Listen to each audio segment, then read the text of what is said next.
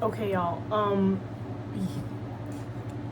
This is Anna Karenina, end of chapter 14, beginning of chapter 15. My bad, y'all. My roommate walked in.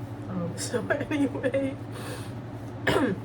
when electricity was first discovered, Levin hurriedly interrupted. Only the Oh wait, just kidding. You don't admit that it's even possible? He asked. But why not? We admit the existence of electricity, which we don't understand. Why can't there be other forces which we do not yet know, but which...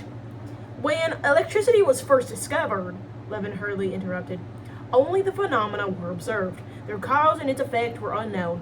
Centuries passed before anyone thought of applying it. But the spiritualists, on the contrary, began by the tables right for them, and the spirits come to them, and they only afterwards began to say that it was an unknown force. Vronsky listened attentively to Levin, as he always listened, evidently interested in what he was saying. Yes, but the spiritualists say, we do not yet know what force it is, but it exists, and these are the conditions under which it acts. Let the scientists discover what the force is. No, I do not see why it should be a new force if it... For this reason, Levin again interrupted him, that with electricity, you need only rub a piece of resin against wool, and you will always produce a certain phenomenon. But this other does not always act, so it's not a natural force. Probably feeling that the conversation was becoming too serious for a drawing room, Vronsky did not reply, but in order to change the subject, he smiled gaily and turned towards the ladies. Let us try now, Countess, he began, but Levin wanted to finish saying what he thought. I think, he continued, that this attempt of the spiritualists to explain their wonders by some kind of new force is most unsuccessful. They speak definitely of a spiritual force, and want to subject it to a material test.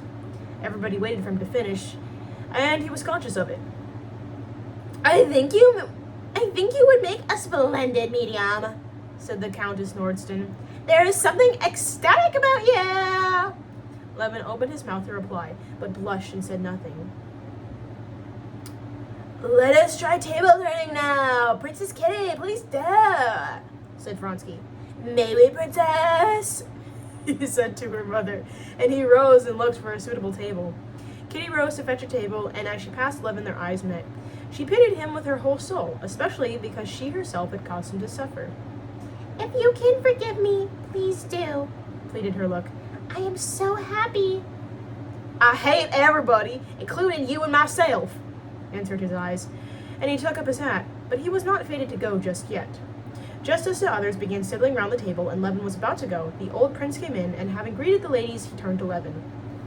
Oh! I'll give him the JVP voice. I don't remember what voice I gave the prince. I don't remember what. It's not really matter. Like, well, the prince shows up sometimes or whatever. Oh my god, my throat's like digesting.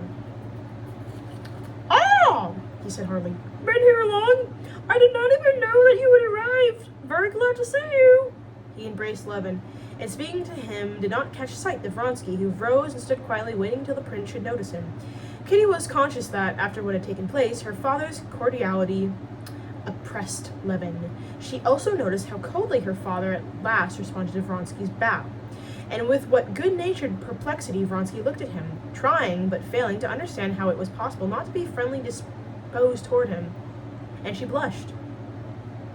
Please, release Mr. Levin for us as we want to try an experiment, said the Countess Nordston. What experiment? Table turning? Excuse me, ladies and gentlemen, but in my opinion, playing at Hunt the Ring is more amusing, said the old prince, looking at Vronsky and guessing that he had started the thing. After all, there is some sense in hunting the ring. Vronsky's unflinching eye glanced in astonishment at the old prince, and slightly smiling, he at once began talking to the Countess Nordston about the ball that was about to take place next week. I hope you will all be there. Oh wait, sorry. What the fuck? I hope you will be there, he said to Kitty.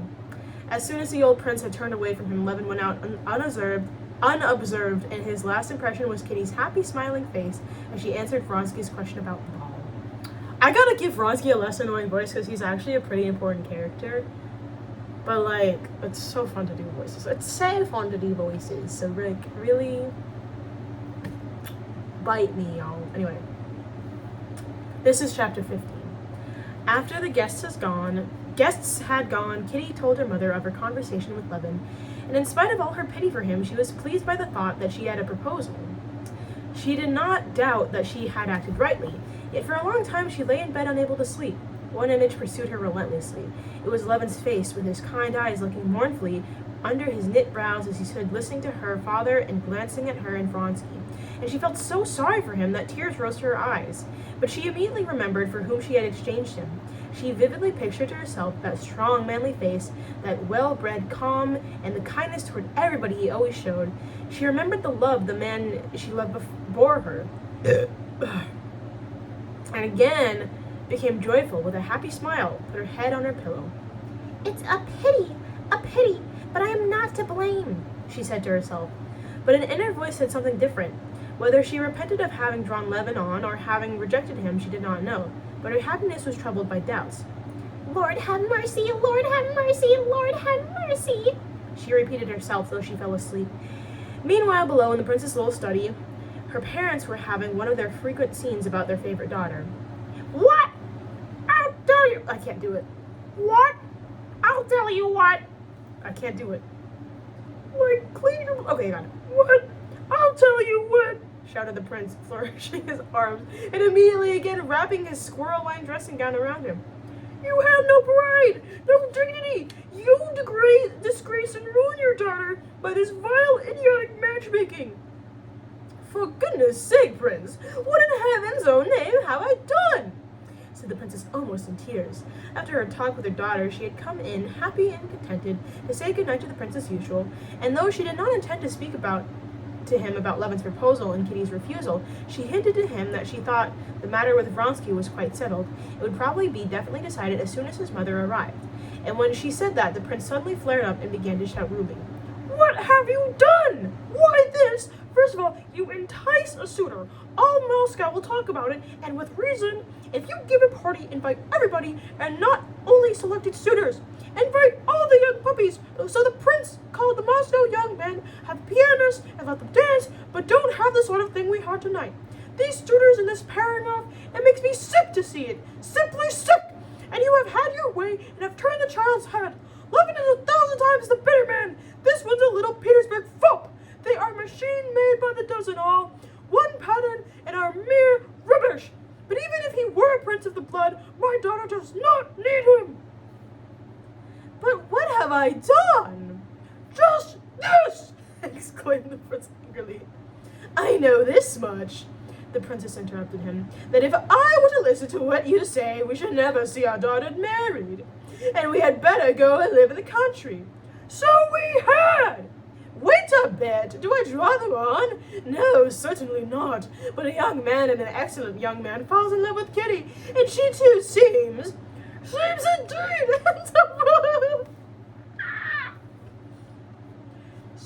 indeed! And suppose she really falls in love with him, will he intends to marry him about as much as I do? Oh, I wish my eyes had never seen it! Oh, spiritualism! Oh, how nice! Oh, the ball!